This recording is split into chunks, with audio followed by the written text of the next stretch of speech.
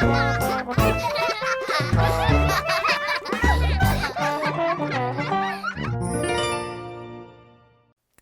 guys! The story that I prepared for you today is about a very interesting animal. It is a skunk. When you hear an animal about skunk, what do you think about? I think about its dreadful stench that comes out of its bottom. Well, when I was young, I traveled many different places, and there is a country called Canada where I went to university. And that's where I actually met a skunk in real life.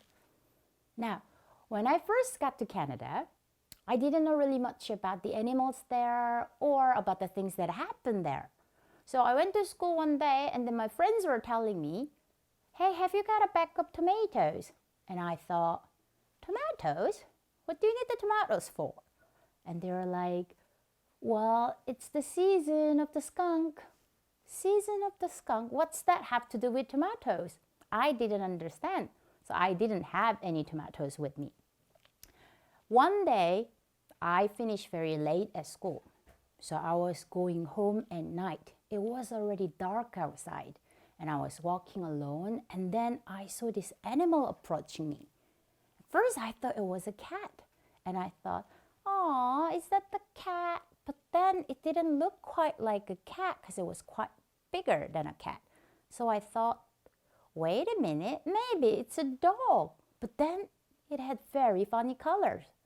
It was black, but with the white stripes on its back and the tail. That's when I realized, oh my goodness, it's a skunk. But the skunk looked a lot cuter than I imagined. And I did something that I should never do with wild animals. It was so cute that I tried to touch the skunk. So as if I was calling a dog or a cat, I went, "Hey there, cute little skunk. Hey there, cute little skunk." But I think it scared the skunk.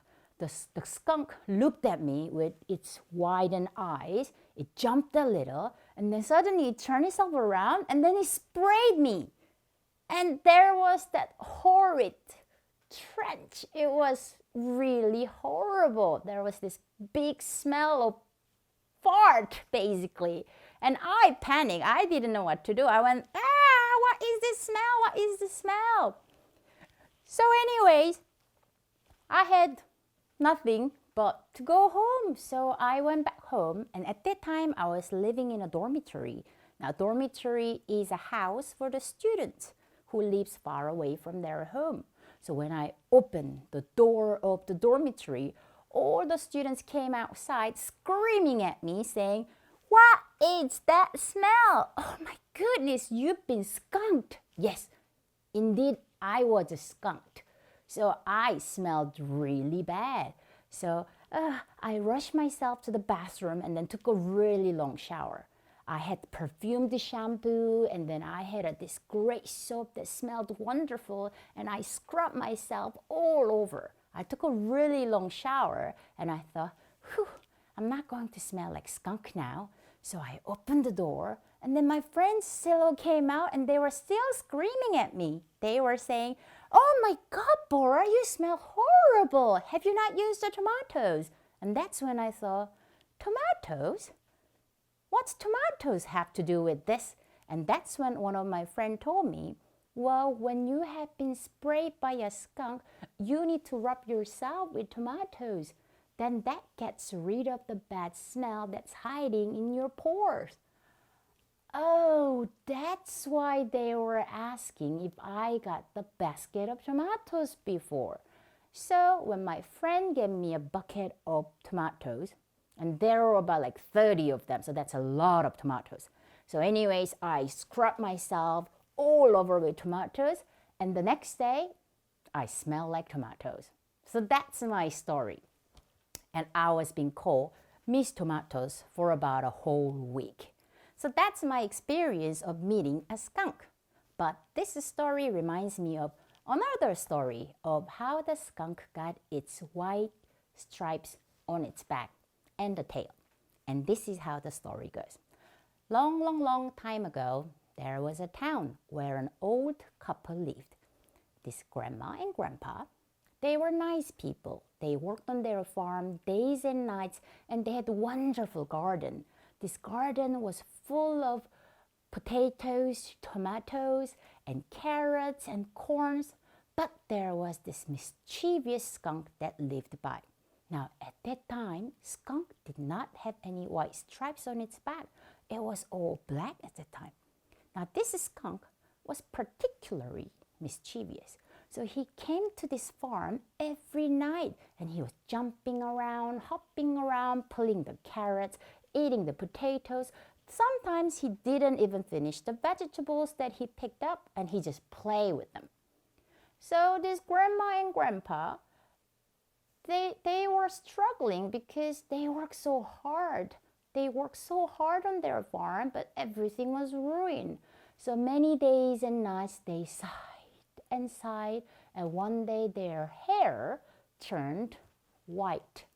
That happens when somebody worries too much. Now, the rabbit that lived on that farm was angry. Why is that bad skunk always come to this farm and then ruins everything? See, the grandma and grandpa here, they're nice people. They shouldn't be struggling like that. I'm going to give him a lesson, the rabbit thought. So one day, the rabbit went to find the skunk. And then the rabbit suggested the skunk that they should go visit another farm in the next neighborhood. And the skunk was, I don't know. But the rabbit said, you know what? The next farm there, they have even more fruit. They have even more crops there. You can find lots and lots of food there, and you will love it.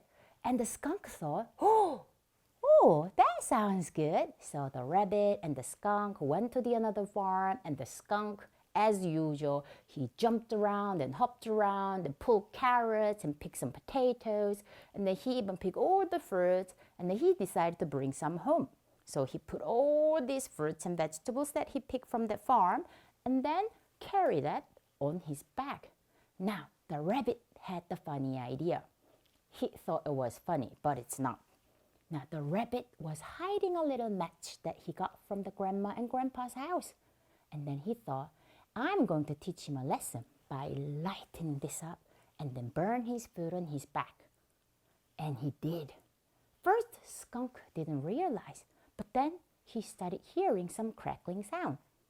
Crackling, crackling, crackling. And then Skunk thought, hey, Rabbit, did you hear that sound?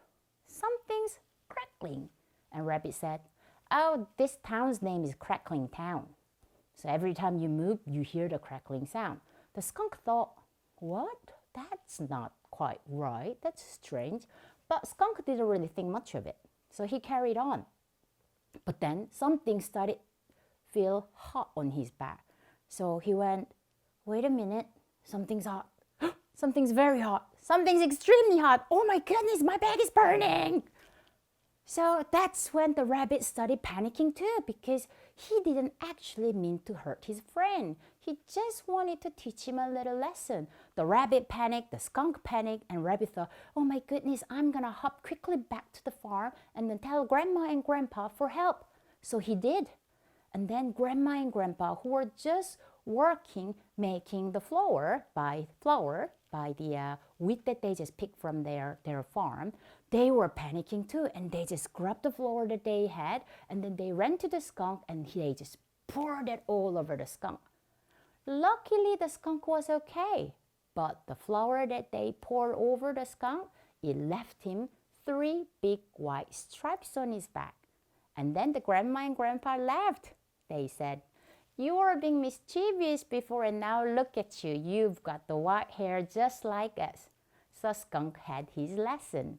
After that, he's always had the white stripes on his back, but at least he became a good skunk.